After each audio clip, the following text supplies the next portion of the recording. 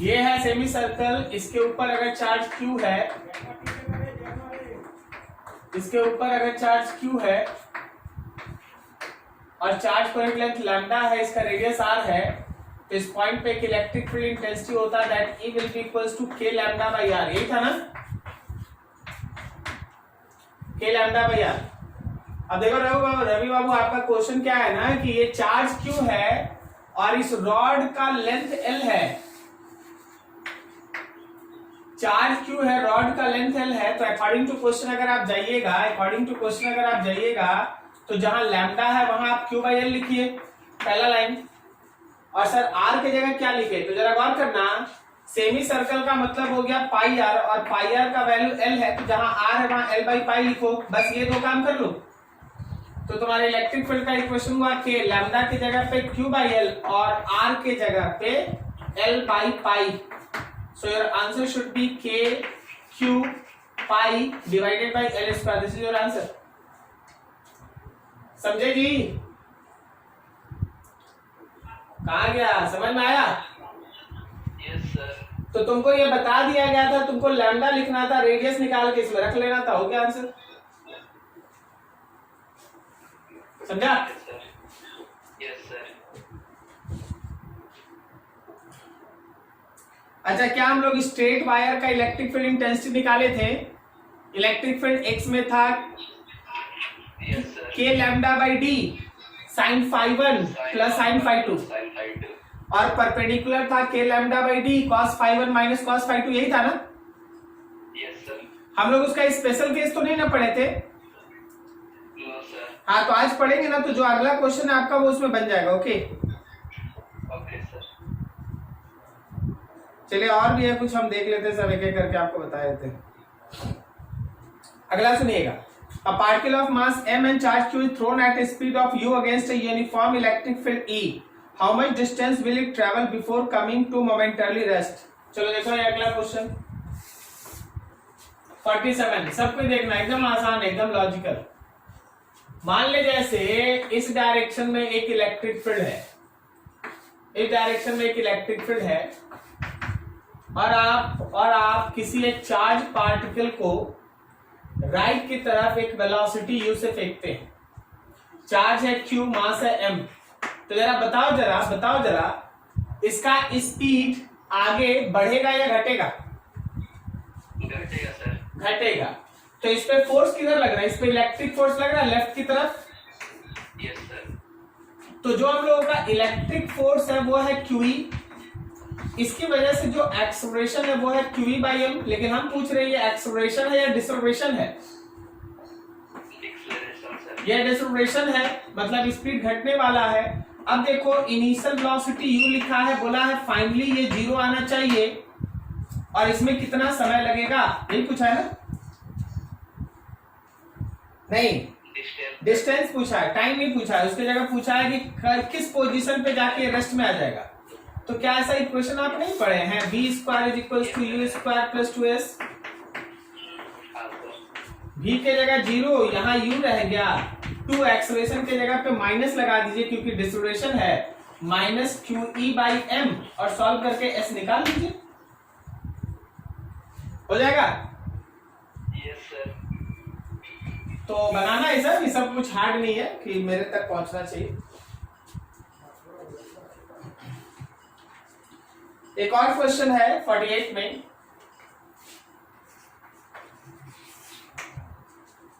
लिखा particle of mass 1 gram and charge 2.5 into 10 to the power minus 4 coulomb is released from rest in electric field 10।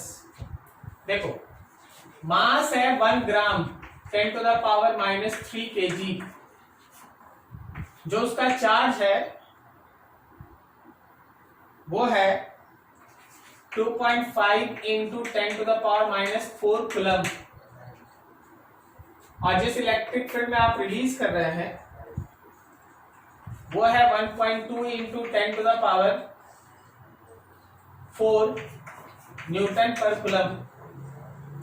1.2 into 10 to the power 4 Newton पर coulomb.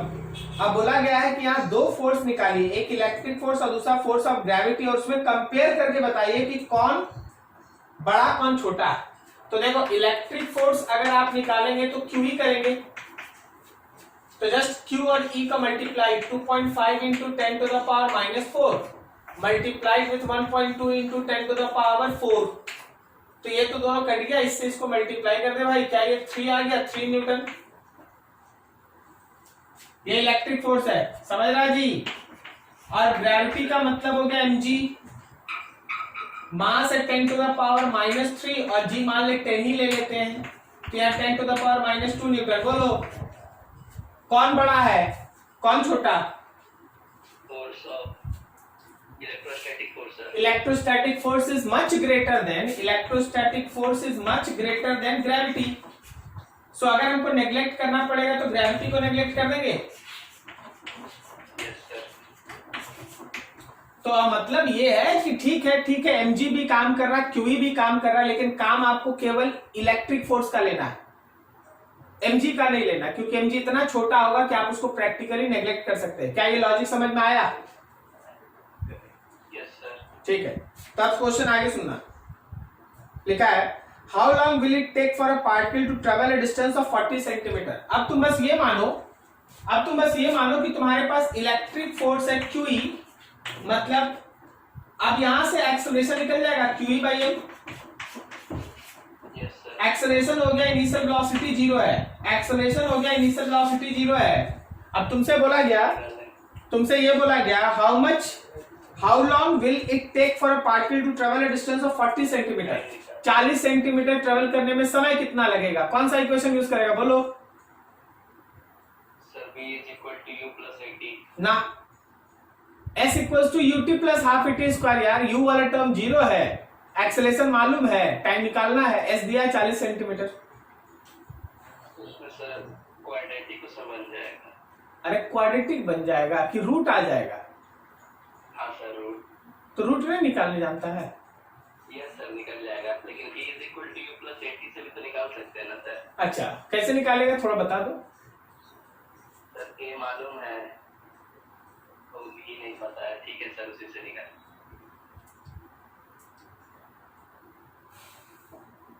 आगे see what will be the speed of the particle after travelling this distance.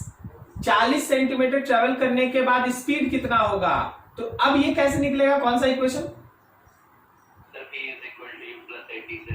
अरे तुम पागल हो गए। ठीक है, सीधा v square equals to u square plus 2s नहीं लगा सकता है? u 0 है, एक्सेलरेशन मालूम है, और s 40 है, तो v निकलेगा। Yes sir. अब भाई इस सब में हमको नहीं पता चलता कि हमको इसमें बताना क्या है। 12 का इलेक्ट्रोस्टैटिक सामने बता दिए हैं, अब आपको 11 का काइनेमेटिक्स का इक्वेशन यूज करना है। ठीक है, यस सर, हो जाएगा। सॉल्व कर लीजिए। और किसी का कुछ?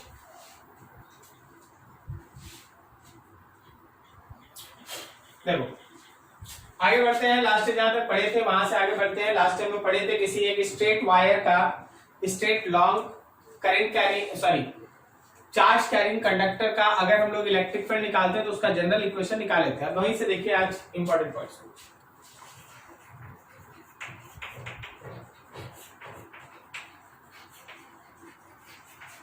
सब इंपॉर्टेंट पॉइंट्स। सबसे पहला जो डेरिवेशन आप कर रखे हैं उसको एक बार रिपीट करते हैं। मान लो हम लोग के पास ऐसा एक स्ट्रेट कंडक्टर है जिसपे चार्ज है और इसका चार्ज पर यूनिट लेंथ है लैम्डा। आपके पास एक पॉइंट है जो यहां से d डिस्टेंस अवे है। इस कंडक्टर का ऊपर वाला एंड और इस कंडक्टर का नीचे वाला एंड एंगल बनाता है φ1 और ऊपर वाला एंड एंगल बनाता है φ2। तो ऐसे केस में जो भी पॉइंट आपको दिख रहा है उस पॉइंट पे इलेक्ट्रिक फील्ड का दो कंपोनेंट है। उसका x component of electric field है k lambda by D sine φ1 plus sine φ2। सही जा रहे हैं जी? फॉर्मूला चेक कर लेना एक बार। और जो इलेक्ट्रिक फील्ड का y है वो है k lambda by D cos φ1 minus cos φ2। क्या बोलता है? सही जा रहे हैं? Yes sir. दोनों फॉर्मूला ठीक है ना? हाँ सर। ठीक है। अब देखो जरा गौर से। अगर वो पॉइंट परपेंडिकुलर बाइसेक्टर पे होगा, इफ दैट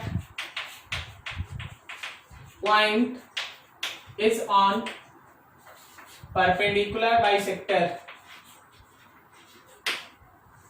अगर वो पॉइंट परपेंडिकुलर बाइसेक्टर पे हुआ, समथिंग लाइक दैट, कि एकदम जो आपका वायर है एग्जैक्टली बीच में डी डिस्टेंस अवे, एग्जैक्टली बीच में डी डिस्टेंस अवे, ठीक है। तो याद रखना इधर का एंगल और इधर का एंगल, दोनों एंगल इस बार बराबर है, φ1 and φ2 both are equals to 5, φ1 and φ2 both are equals to 5, and in that case आपके x के डायरेक्शन में फील्ड होगा k lambda by D sin phi plus sin phi. So your field along x-axis is 2k lambda sin phi by d. This is your answer. But what about field along y-axis? Cos phi minus cos phi, that is cancelled. So field along y will be equals to k lambda by d cos phi minus cos phi, cancel. So field along y is k lambda by d into 0, मतलब 0, that is 0. इसका मतलब ये है कि यहाँ पे जो net field है, यहाँ पे जो ई नेट है, वो केवल और केवल ये x वाला होगा. There is no field along y. क्या कोई दिक्कत यहां तक? नहीं. सुनिए, आपको ये नेट फील्ड निकालने के लिए आपको इसमें दो तीन चीज चाहिए. एक चाहिए आपको लैम्डा, एंगल और डी. हमसे जो अभी क्वेश्चन पूछा गया था, रवि बाबू का ये क्वेश्चन था,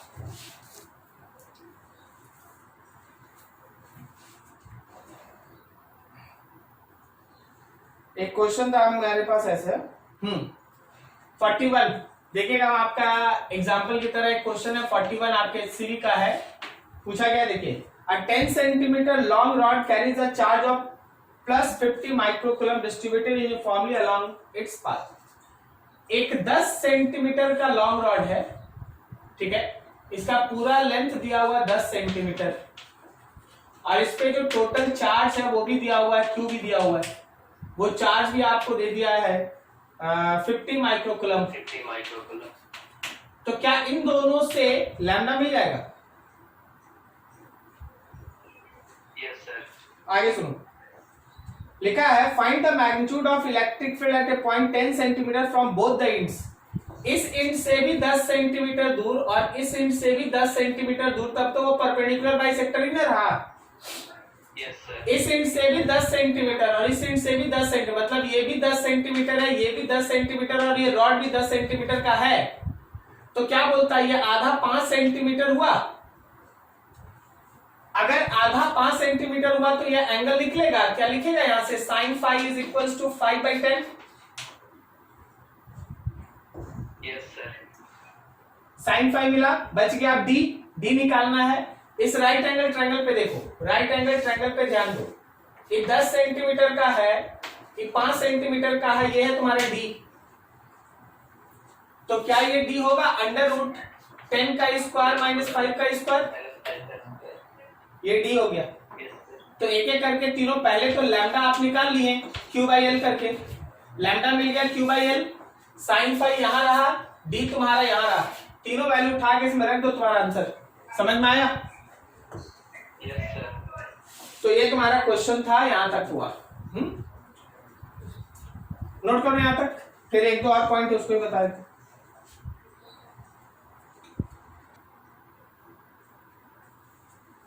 चलो 2 पॉइंट हुआ डिस्कशन. अब थर्ड पॉइंट है, for any infinite long wire. मान लीजिए कोई एक वायर है इनफाइनाइटली लॉन्ग है. एक इनफाइनाइटली लॉन्ग वायर का कुछ पोर्शन ही आपको दिखाई देगा, बाकी ऊपर वाला एंड भी आपको नहीं दिखाई देगा और ये नीचे वाला एंड भी आपको नहीं दिखाई देगा. आप एक पॉइंट लिए हैं यहां से डी डिस्टेंस अवे. अब देखिए, अगर ये नीचे वाला एंड इंफिनिटी पे है तो उसको टच करने के लिए आपको ऐसे पैरेलल चलना पड़ेगा। इसी तरह ऊपर वाला भी इंफिनिटी पे है तो टच करने के लिए ऐसे आपको पैरेलल चलना होगा। तो जरा गौर करो, ये वो फिगर है जहां आपका फाई 1 भी 90 बनता है और आपका फाई 2 भी 90 बनता है। फाई 1 और फाई 2 दोनों 90 बनता है। तो इस सिचुएशन में अगर आप फील्ड x में निकालेंगे तो k lambda by D sine 90 and sine 90 होगा 1 1 2। So field along x axis is 2k lambda by d. Field along x axis is 2k lambda by d. Field along x axis is 2k lambda by d. और अगर हम लोग इसी में field y में लेते हैं तो हम लोग के पास आएगा k lambda by d cos 90 minus cos 90 cos 90 cos 90 0 0। So field along y is equals to 0। मतलब फिर से इस पॉइंट पे केवल और केवल x के डायरेक्शन में ही फील्ड होगा और यही नेट फील्ड की तरह काम करेगा, नेट फील्ड की तरह काम करेगा। और वैल्यू होगा 2k लैम्डा बाई डी। उस पर्टिकुलर इलेक्ट्रिक फील्ड का वैल्यू कितना रहेगा 2k लैम्डा बाई डी। याद रखना ये था इनफाइनाइट लॉन्ग वायर। कुछ वायर्स होता है that is semi infinite.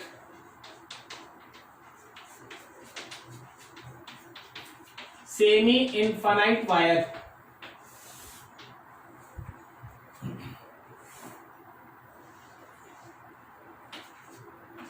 Plus plus plus plus plus ऐसा सेमी इनफाइनाइट वायर। जरा गौर करना, सेमी इनफाइनाइट वायर वो वायर होता है जिसके एक एंड के बारे में आपके पास इंफॉर्मेशन है कि हाँ भाई देख एक एंड पे आप खुद खड़े, दूसरा एंड इंफिनिटी पे है, दूसरा एंड इंफिनिटी पे है। तो तुमको पता चल रहा है कि फाई 1 और फाई 2 में कोई एक एंगल 0 और एक एंगल 0 और एक एंगल 90 होगा। क्या तुमको ये पता चल रहा है? कोई एक एंगल 0 और एक एंगल 90 होगा। समझ में आ रहा है आपको? ठीक है। तो अभी देखिएगा कि मान लीजिए फाई 1 0 है और फाई 2 है आपका 90। फाई 1 है 0 और फाई 2 कितना है आपका 90। समझ में आ रहा है?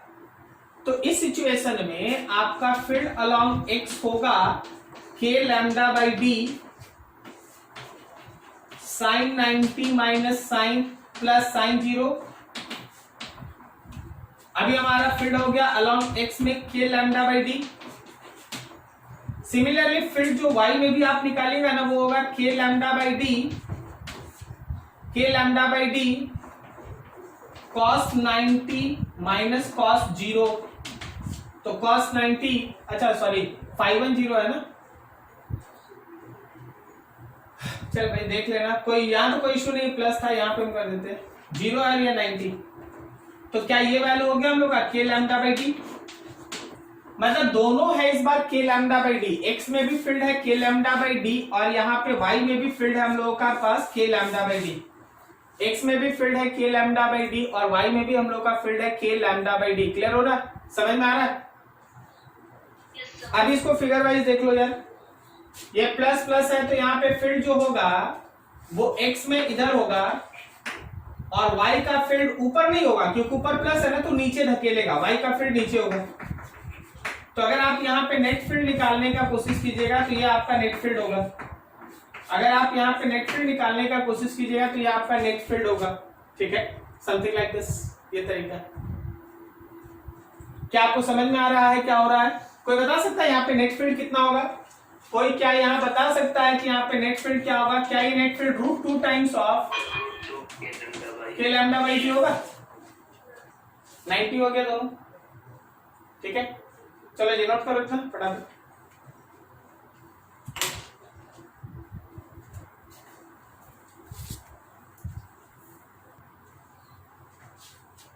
देखो अगला सेक्शन, नेक्स्ट आराम से समझना।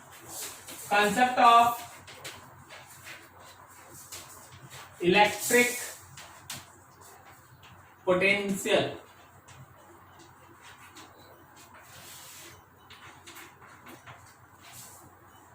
किसी भी पर्टिकुलर सोर्स चार्ज को जब आप लेते हैं ना, तो वो 3 डायमेंशन में अपने चारों तरफ एक फील्ड बना के रखता है, जिसको आप इलेक्ट्रिक फील्ड कहते हैं।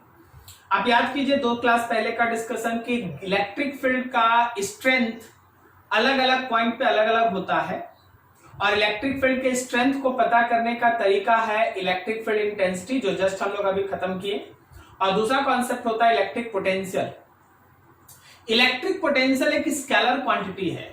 जो प्रीवियस क्वांटिटी आप पढ़ के अभी जस्ट फिनिश किए हैं इलेक्ट्रिक फील्ड इंटेंसिटी, वो वेक्टर था, तो उसमें आप मैग्नीट्यूड और डायरेक्शन दोनों का एकदम ध्यान रखते थे। लेकिन अभी जो आप अगला क्वांटिटी पढ़ने जा रहे हैं वो एक स्केलर है इलेक्ट्रिक पोटेंशियल। तो आपको केवल यहाँ मैग्नीट्यूड के बारे में डिस्कशन है, क्योंकि इसका कोई डायरेक्शन होता ही नहीं है, इलेक्ट्रिक पोटेंशियल का कोई डायरेक्शन नहीं है, तो आपको केवल मैग्नीट्यूड पे फोकस रहना है, ध्यान रखना है, पहला काम। अब आखिर ये इलेक्ट्रिक पोटेंशियल होता क्या है? देखो, ये इलेक्ट्रिक पोटेंशियल किसी सोर्स चार्ज का जो चारों तरफ फील्ड बनाया गया है उसका एक प्रॉपर्टी है। इलेक्ट्रिक पोटेंशियल किसी सोर्स चार्ज का जो चारों तरफ इलेक्ट्रिक फील्ड बना है उसका एक प्रॉपर्टी है, और इसको हम लोग मेजर करते हैं, as a work done by external agent in bringing 1 unit charge from infinity to that point with constant velocity. जब आप किसी सोर्स चार्ज के किसी पॉइंट पे, ये रहा सोर्स चार्ज, इस पॉइंट पे आप इलेक्ट्रिक पोटेंशियल निकालना चाहते हैं, मान लीजिए इस पॉइंट पे आप इलेक्ट्रिक पोटेंशियल निकालना चाहते हो, ओके, तो आप इंफिनिटी से यूनिट पॉजिटिव टेस्ट चार्ज को लाके कांस्टेंट वेलोसिटी से लाके इस पॉइंट पे रखिएगा। इसमें आप जितना वर्क परफॉर्म करेंगे वही इस पॉइंट का पोटेंशियल होगा। This is the fundamental concept. इसी पे हम लोग को एक डेरिवेशन करना है, फिर एक फॉर्मूला आ जाएगा, फिर उस फॉर्मूला से आगे न्यूमेरिकल पोर्शन में धीरे धीरे बढ़ना है। This is the all about logic, ठीक है। तो electric potential is the property of field which is created by source charge, and it is measured as the work done by external agent in bringing unit positive test charge from infinity to that point. Okay, क्या ये line समझ में आया सबको? क्या ये line समझ में आया? ठीक है, थोड़ा इतना सारा हम लिखेंगे नहीं, आप थोड़ा लिखिए जैसे हम बोल रहे हैं, लिखिए थोड़ा, लिखिए। Electric potential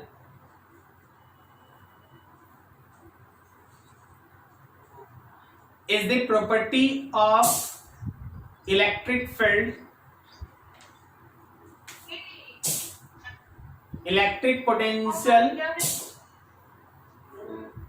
is the property of electric field which is created by any source charge,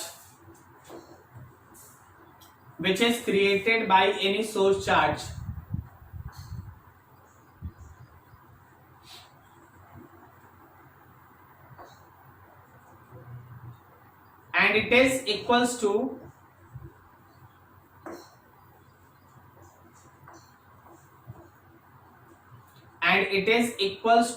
work done by external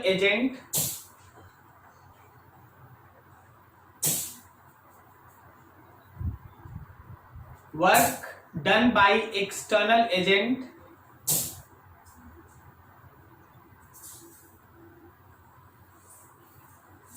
in bringing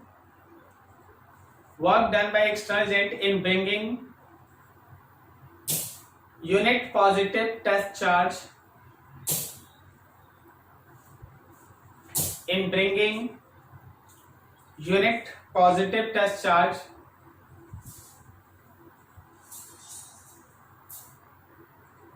from infinity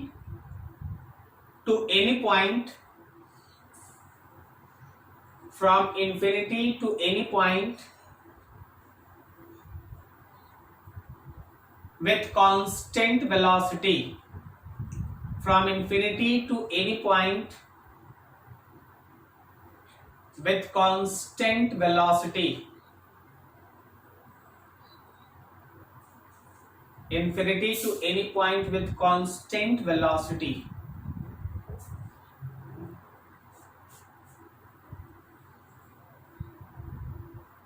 ठीक है, चलिए अब देखिए एक डेरिवेशन।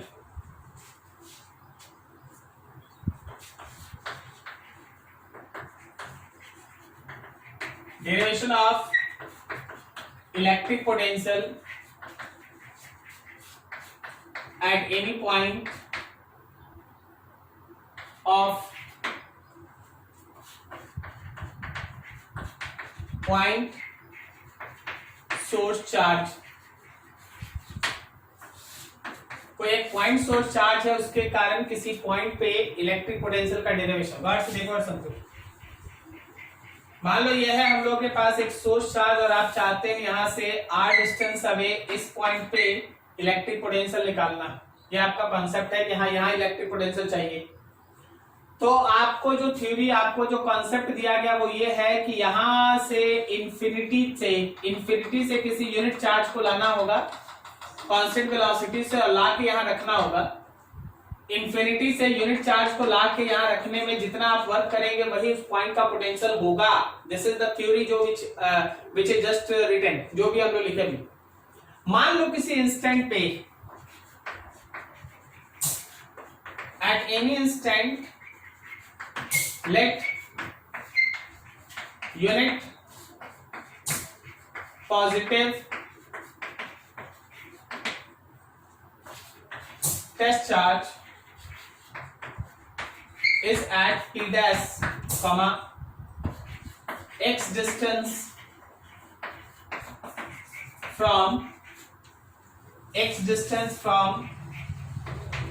source charge। मान लो किसी समय तुम्हारा यूनिट पॉजिटिव टेस्ट चार्ज यहां p डैश पे है, जिसका सोर्स चार्ज से डिस्टेंस है x। तो जरा गौर करना, ये सोर्स चार्ज उस यूनिट टेस्ट चार्ज को राइट की तरफ पुश करेगा। This is force on unit test charge. उस यूनिट टेस्ट चार्ज पे लगने वाला फोर्स क्या लिखते हैं, k source charge test charge divided by x का स्क्वायर। सोर्स चार्ज है qs और टेस्ट चार्ज 1 है, डिवाइडेड बाय x डिस्टेंस का स्क्वायर। समझ में आ रहा क्या? Yes sir. अच्छा आप जरा गौर करो। फोर्स एक्टिंग पर यूनिट टेस्ट चार्ज, क्या आप इसी को इलेक्ट्रिक फील्ड बोलते हैं? ये फॉर्मूला तो इलेक्ट्रिक फील्ड का है ना, KQ/R²। ये फॉर्मूला तो इलेक्ट्रिक फील्ड का है ना। तो आप इसको E से रिप्रेजेंट कर सकते हैं। ये है तो फोर्स, लेकिन वो फोर्स लग रहा है यूनिट पॉजिटिव टेस्ट चार्ज पे, तो आप उसको E लिखा सकते हैं ऐसे। अब देखिए और सोच के बोलिए, मान लीजिए जो इसको पकड़ के ला रहा था, अगर उसके हाथ से वो छूट जाए तो ये चार्ज लेफ्ट की तरफ मूव करेगा या राइट की तरफ? राइट की तरफ सर। राइट की तरफ जाएगा। फोर्स उसको धकेल के ले जाएगा। इसका मतलब अगर आप उसको लाना चाहते हैं, मान लो हम एक्सटर्नल एजेंट, हम इसको लाना चाहते हैं तो हम लगातार इसको ऐसे पुश करेंगे ना, धकेलेंगे ना लेफ्ट की तरफ। Yes sir. हाँ, तो इसके कांस्टेंट वेलोसिटी को, वेलोसिटी कौन से रखना है, यहाँ वेलोसिटी कांस्टेंटली उसको लाना है। ये बाय डेफिनेशन आपको बताया गया। अगर आप चाहते हैं to maintain constant velocity of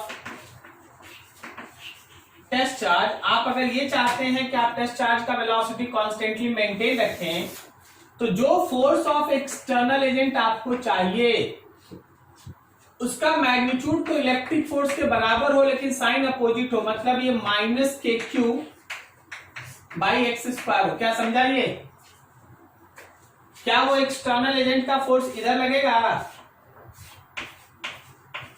this is F external होगा, मैग्नीट्यूड में E के बराबर होना चाहिए, लेकिन डायरेक्शन अपोजिट होना चाहिए। कोई दिक्कत? बोलो हाँ या ना। Good.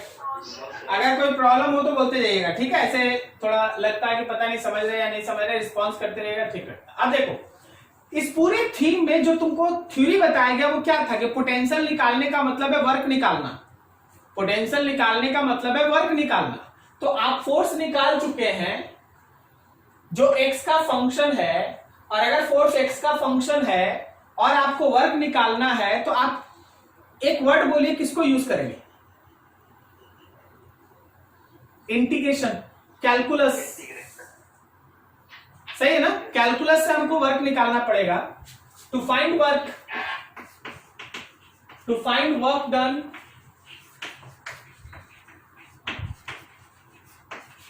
by this external force use calculus। चल भाई कैलकुलस लगा ले। तो हम लोग पहले लिखे small work is equals to force into displacement. तो डिस्प्लेसमेंट हुआ लेफ्ट की तरफ क्योंकि लाना लेफ्ट है। अब आप यहां से लिखे total work is equals to integration of dw। This is integration of f external into dx. So your total work is equals to integration of minus k q by x square and dx। इसमें से minus K Q को बाहर लो, integrate करो, 1 by x square को लिख दे रहे x पर power -2 and dx। बोलो जी कहां से कहां तक? चार्ज शुरू मार्क में कहां था? इंफिनिटी, और फिर ला के जहां रख रहे हैं उसका इससे डिस्टेंस कितना है? r।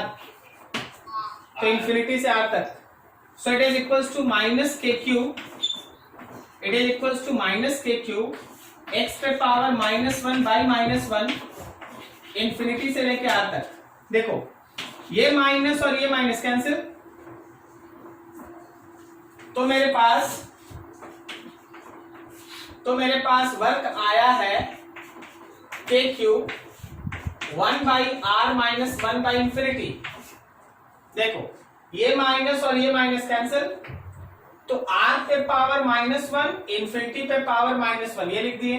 1 by इंफिनिटी कितना? 0। So your work will be equals to kq by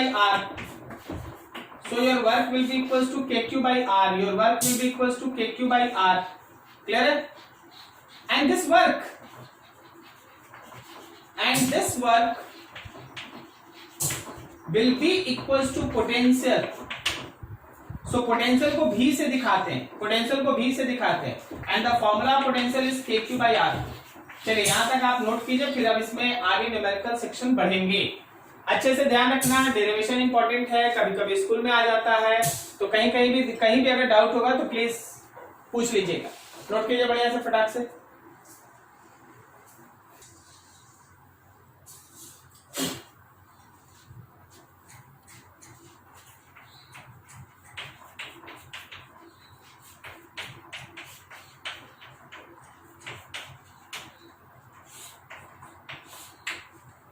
सबसे पहला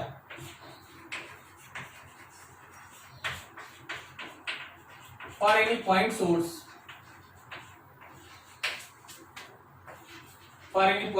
चार्ज, कोई भी हम लोगों के पास अगर इस तरह का कोई एक पॉइंट सोर्स चार्ज है तो r डिस्टेंस अभी उस पॉइंट पे जो इलेक्ट्रिक पोटेंशियल है that is kq by r। जो भी आप इस पोटेंशियल को फाइंड आउट करेंगे आप 2-3 चीज ध्यान रखेंगे। पहला चीज ये एक स्केलर है, दूसरा इसका यूनिट होगा, ये work done per unit charge है, joule per coulomb, work done per unit charge joule per coulomb, so it is also called volt, इसको वोल्ट भी कहते हैं। और थर्ड, जब भी आप इस पर्टिकुलर पोटेंशियल के इक्वेशन को यूज करेंगे चार्ज हमेशा प्रॉपर साइन के साथ यूज होगा, मतलब प्लस चार्ज को प्लस क्यू और माइनस चार्ज को माइनस क्यू लिखना होगा, ठीक है ना। चार्ज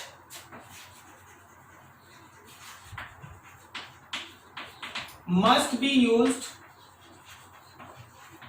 विथ प्रॉपर साइन, जो भी चार्ज आप यूज करेंगे उसको प्रॉपर साइन के साथ आप यूज करेंगे। तो सर इसके पहले जो हम लोग पढ़ाई करते थे उसमें हम चार्ज को प्लस या माइनस साइन के साथ क्यों नहीं यूज करते थे? कोई बता सकता है एक वर्ड क्यों नहीं यूज करते थे? वेक्टर होता था। अभी तक हम लोग फोर्स और इलेक्ट्रिक फील्ड पढ़े हैं, दोनों वेक्टर है। तो वेक्टर में प्लस माइनस का कोई यूज नहीं होता, वो भाई डायरेक्शन बताता, तो डायरेक्शन हम लोग बनाते थे। लेकिन अब आप स्केलर पढ़ रहे हैं तो आपको प्लस माइनस साइन को यूज करना पड़ेगा चार्ज को, रिमेंबर, याद रहेगा हमेशा, ठीक है। अब दूसरा इंपॉर्टेंट सेक्शन देख लो, एट एनी पॉइंट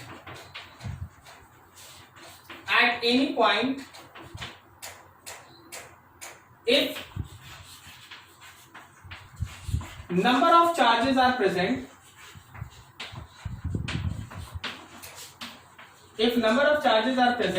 then याद रखिएगा कि जो नेट पोटेंशियल आप निकालेंगे वो फर्स्ट चार्ज का पोटेंशियल, सेकंड चार्ज का पोटेंशियल, थर्ड चार्ज का पोटेंशियल, nth चार्ज का पोटेंशियल का सम होगा। जो आप नेट पोटेंशियल फाइंड आउट कीजिएगा वो जितना भी हम लोगों के पास पोटेंशियल है सबका जनरल सम होगा, V1 plus V2 plus V3 ऐसे करके चलना है। जनरल सम करना है, कोई वेक्टर वेक्टर नहीं सोचना, वेक्टर है ही नहीं तो सोचना क्यों, ये एक स्केलर है, जोड़ देना, सीधा जोड़ देना, प्लस चार्ज का प्लस पोटेंशियल, माइनस चार्ज का माइनस पोटेंशियल, सब जोड़ देना, ठीक है। जैसे अब एग्जांपल देखो और समझो,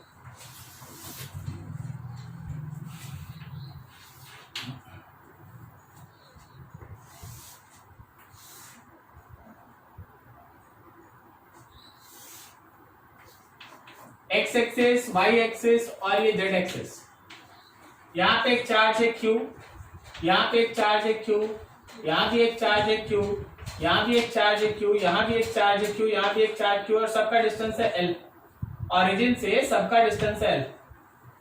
तो बताओ जरा ऑरिजिन पे नेट पोटेंशियल निकाल सकते हैं? बोलो बोलो, जीरो होगा कि नन जीरो? नन जीरो होगा, वेरी गुड। एक्चुअली आप नाम देखिए, मान लीजिए 1 लिख दिए, इसको 2 लिख दिए, इसको 3 लिख दिए, ये 4 रहा अपना, ये 5 रहा और ये 6। तो अगर हम ओरिजिन पे नेट पोटेंशियल निकालेंगे तो 6 के 6 चार्ज की वजह से जो भी पोटेंशियल आ रहा होगा उसका सम करना है भाई। तो ओरिजिन का नेट पोटेंशियल हो गया 1 के लिए KQ बाई R की जगह पे L लिख दें, यहां से यहां तक का डिस्टेंस L, सबका L। तो क्या हम 6 बार लिखें कि 6 से मल्टीप्लाई कर दे एक बार में? बात तो एक ही है ना, KQ बाई L करके 6 बार लिखो जो ठीक है, अदरवाइज सेम है तो मल्टीप्लाई कर दो। सो ओरिजिन का नेट पोटेंशियल हो गया हम लोगों का 6 KQ by L, 6 KQ by L। अगला देखो, बोलो सोच के,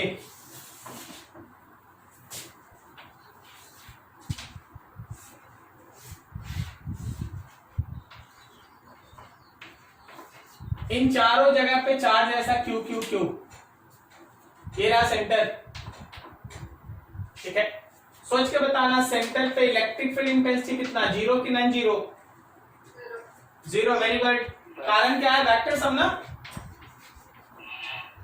देख वेक्टर सम ना, अरे जीरो होगा यार, ई क्यू का ऊपर इलेक्ट्रिक फील्ड, इस क्यू का इधर इलेक्ट्रिक फील्ड। अभी इलेक्ट्रिक फील्ड का बात करें, पोटेंशियल ही ना है, इलेक्ट्रिक फील्ड है। और इस क्यू का इधर इलेक्ट्रिक फील्ड, इस क्यू का इधर इलेक्ट्रिक फील्ड, तो इलेक्ट्रिक फील्ड जीरो होगा। लेकिन क्या पोटेंशियल जीरो होगा कि नॉन जीरो?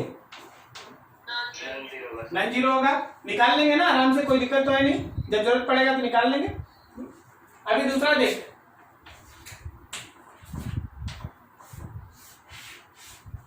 यहाँ पे Q, यहाँ माइनस Q, फिर यहाँ प्लस Q और फिर यहाँ माइनस Q, और ये रहा सेंटर। सोच के बताना इलेक्ट्रिक फील्ड जीरो या नॉन जीरो?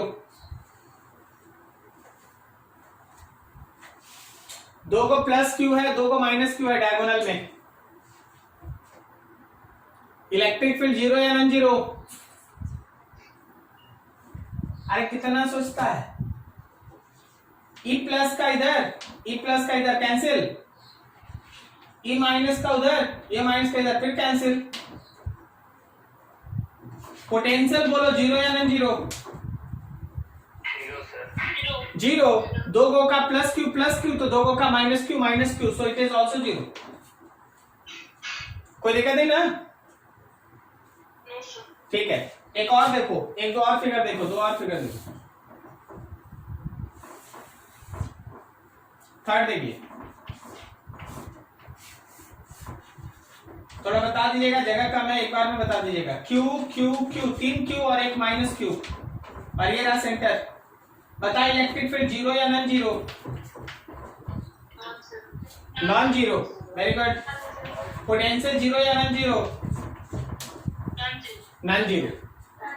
कोई दिक्कत नहीं ना? No sir. चलो ठीक है, एक और देख लेते हैं हम लोग, एक और देख लेते हैं हम लोग।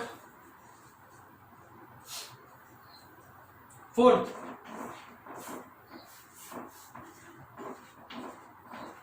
यहां पे है प्लस क्यू, यहां भी है प्लस क्यू, यहां है माइनस क्यू और यहां है माइनस क्यू, और ये रहा centre.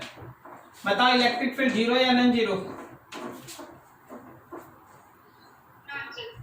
Non zero, very good. Potential zero या नॉन जीरो? जीरो। तो अगला जो 4 फिगर आप देख रहे हैं, 1 है, 2 है, 3 है, 4 है, हम आपको एक्चुअली एक थीम इसमें बताना चाहते थे कि इलेक्ट्रिक फील्ड और इलेक्ट्रिक पोटेंशियल में कोई एक ऐसा रिलेशन नहीं है कि अगर इलेक्ट्रिक फील्ड जीरो होगा तो इलेक्ट्रिक पोटेंशियल जीरो होगा, या इलेक्ट्रिक पोटेंशियल जीरो होगा तो इलेक्ट्रिक फील्ड जीरो होगा। सोचना समझना, अगर इलेक्ट्रिक फील्ड जीरो है, अगर इलेक्ट्रिक फील्ड जीरो है तो इलेक्ट्रिक पोटेंशियल जीरो भी हो सकता है, नहीं भी हो सकता। क्या समझ में आया? सिमिलरली अगर इलेक्ट्रिक पोटेंशियल जीरो है तो इलेक्ट्रिक फील्ड जीरो भी हो सकता है, इलेक्ट्रिक फील्ड जीरो नहीं भी हो सकता है। क्या ठीक बोले? सो दोनों में ऐसा थिक एंड हार्ड रूल नहीं बना लीजिएगा कि सर ई जीरो है तो भी जीरो होगा, या भी जीरो है तो ई भी जीरो। हम क्या बोल रहे हैं कि अगर ई जीरो है, इलेक्ट्रिक फील्ड जीरो है, तो भी जीरो भी हो सकता है, नॉन जीरो भी हो सकता है। उसी तरह अगर भी जीरो है, पोटेंशियल जीरो है, तो इलेक्ट्रिक फील्ड जीरो भी हो सकता है और नॉन जीरो भी हो सकता है। सिचुएशन सामने क्लियर है? तो हम थोड़ा सा यहां पे एक रिमार्क आपके लिए लिख रहे हैं, थोड़ा ध्यान रखिएगा। सो इफ ई जीरो भी may or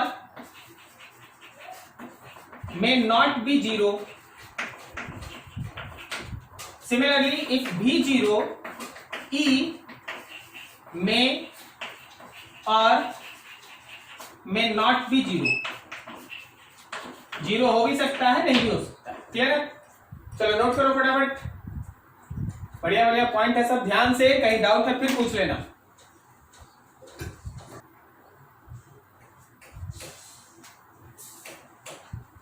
चलो आगे, 2 पॉइंट हम लोग डिस्कस कर लिए। Third, calculation for electric potential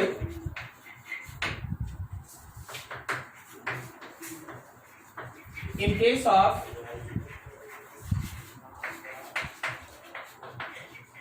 charge distribution.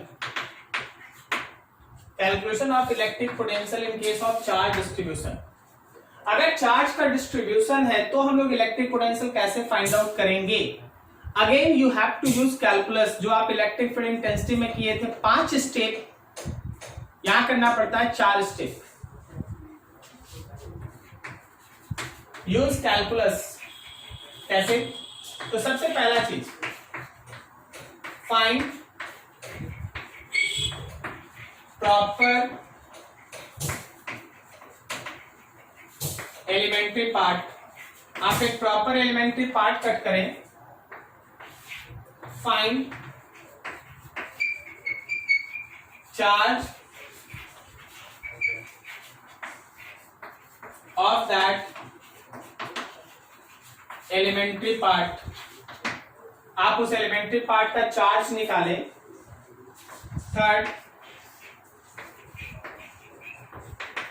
Right a small electric potential, write a small electric potential dV, write a small electric potential dV of that of that elementary charge at given point, जिस point पे आपको बोला जा रहा है उस point पे elementary part की वजह से जो स्मॉल पोटेंशियल होगा उसको लिखो। अब एक पोटेंशियल वेक्टर तो है नहीं कि आप उसका डायरेक्शन बनाएंगे, जो इलेक्ट्रिक फील्ड में आप करते हैं, डायरेक्शन बनाते हैं, कंपोनेंट में तोड़ते हैं, तो वो वाला स्टेप यहां यूज नहीं होता। Simply you can go through कि अब आपको टोटल पोटेंशियल चाहिए, then you have to go through integration. जो भी डीवी आया उसको इंटीग्रेट करो। तो ये 4 स्टेप फॉलो करना पड़ता है। चलो मैं एक एग्जांपल देके इस चीज को आप थोड़ा क्लियर कर दें। जैसे देखो एक छोटा सा क्वेश्चन तुमसे बोला गया, find electric potential on any point on axial line of charge rod। जैसे समझो, सपोज तुम्हारे पास कोई एक चार्ज रॉड है, सपोज तुम्हारे पास कोई एक चार्ज रॉड है, ये एक रॉड है, ये एक रॉड है, इसके ऊपर चार्ज है, इसका अपना लेंथ है L, इसका चार्ज है Q। आपके पास इसका चार्ज हम प्लस आपको दिखा दे रहे हैं ऐसा। अब कोई एक पॉइंट है जो यहां से d डिस्टेंस अवे है और हम लोग को इसी पॉइंट पर पोटेंशियल चाहिए। तो ये तो चार्ज का डिस्ट्रीब्यूशन हो गया। तो अब काम कैसे करेंगे? रॉड है भाई, रॉड सबसे पहले एक प्रॉपर एलिमेंट्री पार्ट, कोई बताएगा रॉड में एलिमेंट्री पार्ट कैसा कट करता है? Small part dl। हम लोग अभी उसको dl नहीं लिख रहे हैं, स्मॉल पार्ट एकदम सही, हम उसको dx लिख रहे हैं क्योंकि हम यहां से यहां तक का डिस्टेंस x लिख रहे हैं। अगर हम इस डिस्टेंस को r लिखते तो इसको dr लिखते, ओके। अगर हम इसको y लिखते तो हम इसको dy लिखते, अगर हम इसको l लिखते तो हम इसको dl लिखते। x लिखे dx लिख दिए, पहला काम खत्म। अब find charge of that elementary part, उस एलिमेंट्री पार्ट का चार्ज निकालो। देखो क्या dq के लिए charge per unit length into dx कर दें? नहीं समझा? yes, sir. समझ में आया? इसका चार्ज ऐसे लिख सकते हैं ना? अरे बोलो जी हाँ या ना, समझ में आ रहा है? ठीक है। तो अब देख थर्ड इस उस एलिमेंट्री पार्ट का इलेक्ट्रिक पोटेंशियल लिखेंगे। अब ये एलिमेंट्री पार्ट Q हो गया और यहां से यहां तक का डिस्टेंस x हो गया, ये dq हो गया, यहां से यहां तक का डिस्टेंस x हो गया। तो स्मॉल पोटेंशियल लिख दिए k into dq divided by x distance, kq by r। Formula kq by r, k q के जगह dq और r के जगह x। 3 काम हो गया। अब आप टोटल पोटेंशियल के लिए बस इंटीग्रेट कीजिए इसको, इंटीग्रेशन करें k into D Q by X, integration करें k into D Q by X. So v is equal to integration k D Q के जगह पे q by L and dx और नीचे x। कॉन्स्टेंट्स बाहर निकाल लो, k q by L constant, integration 1 by x dx। बोलो जी x का लिमिट कहां से कहां तक? सबसे पहला एलिमेंट्री पार्ट यहां कट होगा, फिर से सबसे पहला एलिमेंट्री पार्ट यहां कट होगा। yes, sir. तो क्या उसका x d के बराबर है? yes, sir. क्या x d के बराबर? अच्छा, सबसे लास्ट एलिमेंट्री पार्ट यहां कट होगा। तो क्या उस समय x d प्लस l के बराबर है? yes, sir. तो लिमिट चला d से लेके d प्लस l तक। आपको समझ में आया लिमिट कैसे आया? yes, sir. 1 बाई एक्स का इंटीग्रेशन बोलो कोई।